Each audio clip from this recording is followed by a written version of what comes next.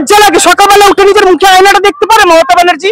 নির্লজ্জ একটা, পুরো রাজ্যের মান সম্মানকে সারা বিশ্বের মধ্যে একদম আমাদের মান মর্যাদাকে মাটিতে মিশিয়ে রেখে দিল একটা নির্লজ্জ সরকার।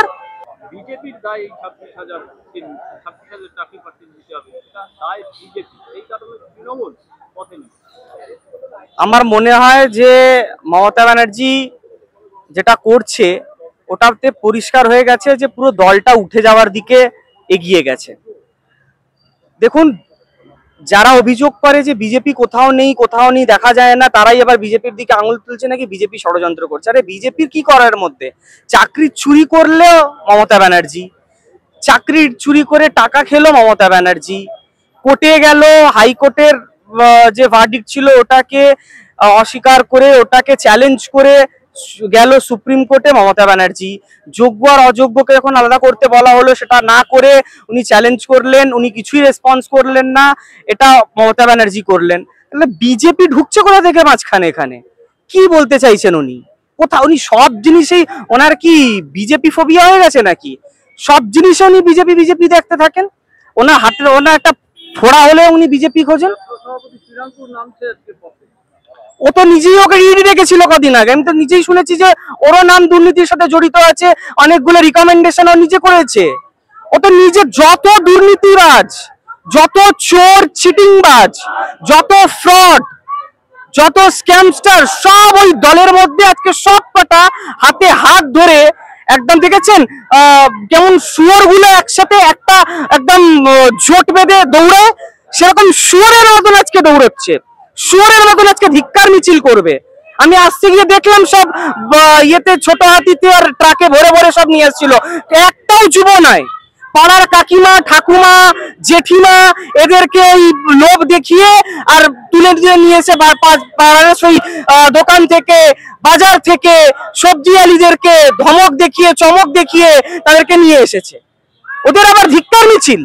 লজ্জা লাগে সকালবেলা উঠে নিজের মুখে আয়নাটা দেখতে পারে মমতা ব্যানার্জি? নির্লজ্জ একটা, পুরো রাজ্যের মান সম্মানকে সারা বিশ্বের মধ্যে একদম আমাদের মান মর্যাদাকে মাটিতে মিশিয়ে রেখে দিল একটা নির্লজ্জ সরকার।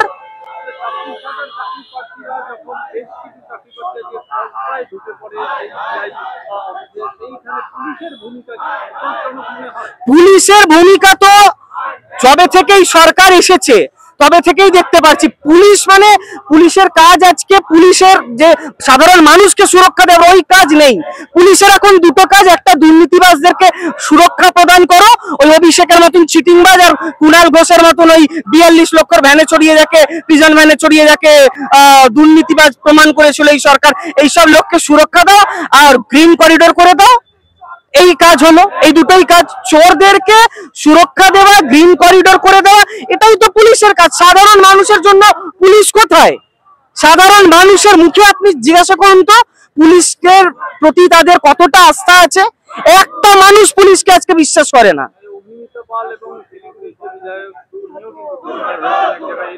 হ্যাঁ, বিজেপিকে তো মানে চতুর্দিক থেকে আক্রমণের মুখে পড়তে হচ্ছে।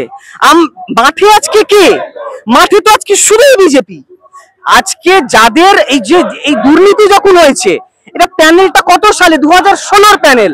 2016 থেকে 2021 যারা অফিসিয়াল, যারা আধিকারিক, যারা অপোজিশন ছিল, বিরোধী দল ছিল, তারা যদি রাস্তায় নামতো, তারা যদি ফিশ ফ্রাই না খেয়ে, তারা যদি ওই 19শে জানুয়ারি সেই যদি হাত ধরে মোদি হাঁটাও ডাক না দিয়ে মমতার দুর্নীতির বিরুদ্ধে যদি মাঠে লড়তো সিপিএম আর কংগ্রেস, তাহলে এত বড় দুর্নীতি হতো না। এই দুর্নীতির কারণ শুধু একা যদি তৃণমূলকে বলা হয়, শুধু একা তো তৃণমূল নয়, একটা বিরোধী দলের কাজ কি? ট্রান্সপারেন্সিকে ইনশিওর করা। কে ছিল পিএসসির চেয়ারম্যান 2016 থেকে 2021? কে ছিল বিরোধী দল নেতা 2016 থেকে 2021? জবাব দিতে হবে কংগ্রেসকে, জবাব দিতে হবে আজকে সিপিএম কে। মমতা ব্যানার্জি বলেছিলেন না 2019-এ?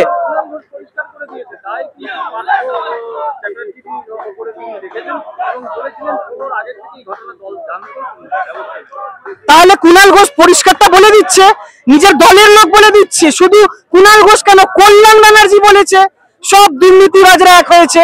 নিজের দলের বিরুদ্ধে কথা বলছেন, এরপরেও মাননীয় দেখতে পারেন না।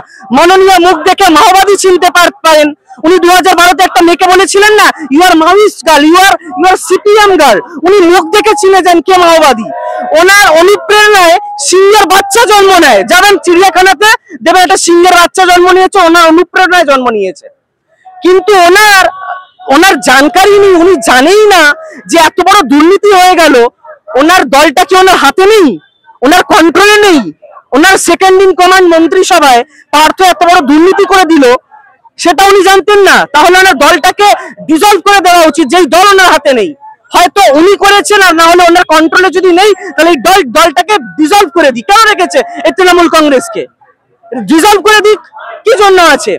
এসএসসি একটা অটোনমাস বডি বলে ব্রাত্য বসু চেঁচাচ্ছে, তাহলে পার্থ চ্যাটার্জিকে জেলে পুরতে হলো কেন? তার মানেই তো শিক্ষা, যে মন্ত্রক শিক্ষা বিভাগ সম্পূর্ণভাবে দায়ী। গাড়ির ড্রাইভারদেরকে দিয়ে চিঠি পাঠিয়েছে রিকমেন্ডেশনের। কি বলবেন আপনি? কোথায় লেখা আছে এটা? ওটা ব্রাত্য বসুর সংবিধানে লেখা হতে পারে। ভারতের সংবিধান অনুযায়ী পশ্চিমবঙ্গ চলবে, পশ্চিমবঙ্গ ভারতের বাইরে নয়। কোথাও লেখা নেই যে দলটা করছে সেই দলের ছেলেরাই চাকরিটা পাবে, এটা কোথাও লেখা নেই। ব্রাত্য বসু যদি এটা করেছে, এটা বলেছে, এটা সংবিধানের অবমাননা করেছে, ব্রাত্য বসুর বিরুদ্ধে এফআইআর করা উচিত, আর ব্রাত্য বসুকে জেরা করা উচিত। ব্রাত্য বসুর এর মধ্যে কোনো না কোনো হাত রয়েছে। ব্রাত্য বসু যদি কথাটা বলেছে, তার মানেই ব্রাত্য বসু রিকমেন্ডেশনও দিয়েছেন।